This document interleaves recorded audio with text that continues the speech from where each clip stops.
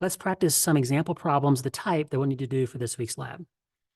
We're asked to, for each of these three equations, to first predict the formulas of the possible products, and then finally balance the equation after we've done that. So to predict the formulas of possible products, we're going to use what's called the cation swap method. And the cation swap method is fairly straightforward. We take each of these ionic compounds and we break them into their individual ions. So for example here, barium chloride, we break it back into its individual ions of barium with a +2 charge and chloride with a -1 charge. Likewise with sodium phosphate, we break it up into its two ions. Sodium is the cation with a +1 charge, and phosphate is one of those polyatomic ions, stays together as PO4 and has a charge of -3. The cation swap method then imagines that be cation swap partners. So before, barium was paired up with chloride. Now imagine barium is paired up with the other anion, which is phosphate. Likewise, sodium is paired up with the chloride. When we do that, then we can predict the formulas of those possible products. Barium and phosphate. Barium is a +2 charge cation. Phosphate is a -3 charge anion. In order, though, for this to be a valid chemical formula, the total amount of positive charge has to equal to the amount of negative charge. In other words, the formula has to be electrically neutral. When the charges are not equal to one another, then one way we can quickly determine what these subscripts need to be is using what's called the cross method, which is where we ignore the sign, just simply take the number in front of the cation, and we put that behind the anion. It's a subscript. Likewise, we put the number of the anion, ignoring the sign, and put that as a subscript for the cation. When we do that, then we get a formula of Ba3 and PO4 2. So the formula of the compound known as barium phosphate would be Ba3PO4 2. And we know that's true because this formula, 3 bariums, gives us a +6 charge, and 2 phosphates gives us a -6 charge. And then the other formula then would be Na plus Cl minus. So Na plus Cl minus. When the charges are the same but opposite signs, same magnitude, so +1 and -1, then the formula is always a 1-to-1 ratio. So it's just going to be NaCl. Now that we've predicted formulas of these possible products, let's balance the equation. Ba, 1 barium, 3 bariums. Cl, 2 chlorides versus 1 chloride. Sodium, 3 sodiums versus 1 sodium. Phosphate, 1 phosphate versus 2 phosphates. So we know that this equation is not already balanced for us. To balance it, though, we realize we have 3 bariums on the product side, so we have to have 3 bariums then on the reactant side. I can satisfy that by putting a 3 in front of the barium chloride. Now I have 3 bariums, which matches on the reactant side, which matches 3 bariums I have on the product side. With phosphate, I have 2 phosphates on the product side, so I need to have 2 phosphates as well on the reactant side. I can do that by putting a 2 in front of the sodium phosphate. 2 phosphates now matches 2 phosphates. By changing these coefficients from their default 1s to a 3 and a 2 respectively, I've also changed the number of chlorides and sodiums I had.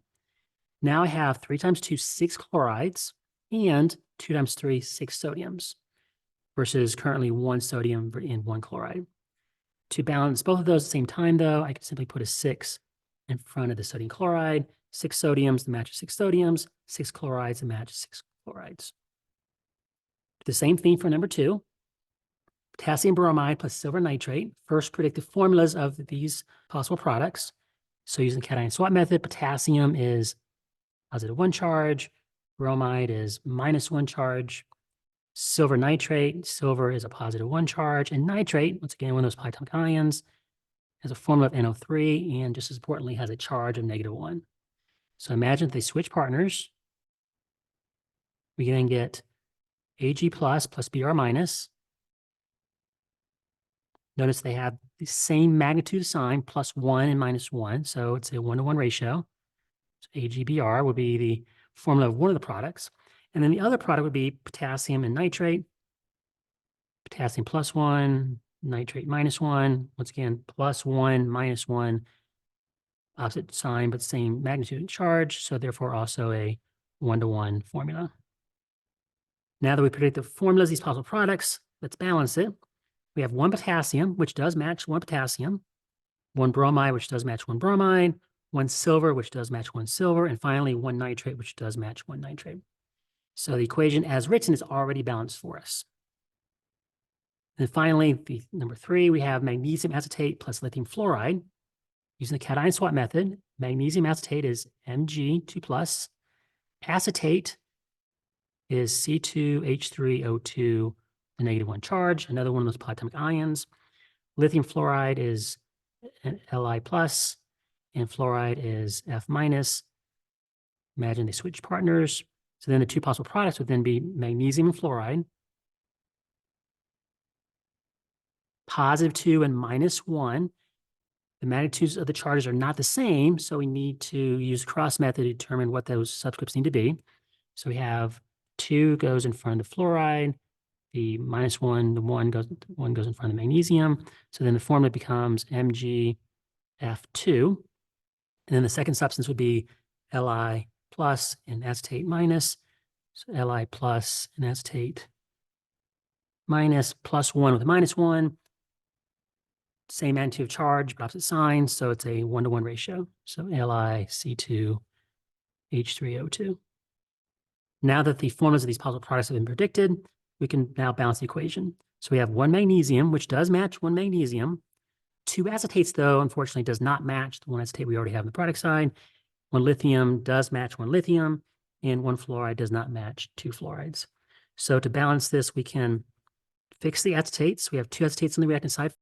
Product side, we have just 1. So to fix acetates, I can put a 2 in front of lithium acetate. Now I have 2 acetates to match 2 acetates. 2 fluorides on the product side does not currently match the 1 fluoride I have on the reactant side. To fix that, I can put a 2 in front of lithium fluoride. Now the fluorides match. And by doing that, we still have one magnesium. I change this from a 1 to a 2. Now I have 2 lithiums, which now also matches the 2 lithiums I have on the reactant side. So the equation is balanced correctly as well.